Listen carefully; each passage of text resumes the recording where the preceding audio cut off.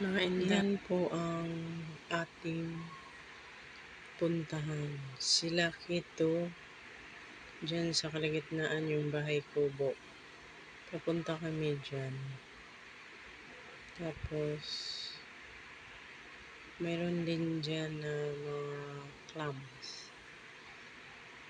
Dyan nilalagay yung mga clams. Dalawang bahay kubo yan. Doon yung isa, tapos isa yan dyan. Tapos, dyan kami pupunta sa kabila.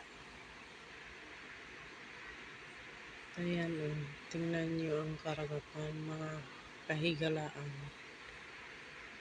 May clams dyan. Medyo mababaw lang din dyan. May parte ding malalim. Ayan yung mga clams o yung may puti na yan. Bawal kunin or apakan. Yan dyan, ang dami dyan banda. Alaga ayan. Mga alaga yung clams na yan. Ayan, dyan siya. Tapos, yun, may nagsagwan. Pwedeng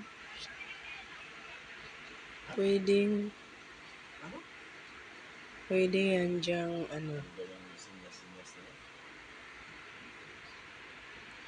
pwede siyang paligo dyan yung mga tao. Ayan, nagsagwan yung dalawa.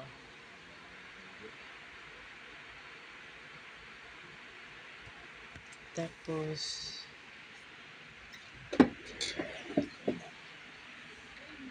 ayan yung dalawa.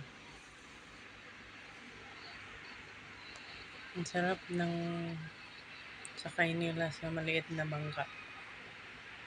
Diyan na kami papunta sa bahay kubo na yan.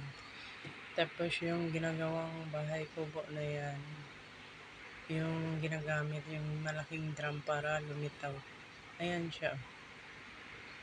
Yan. Salamat sa panonood.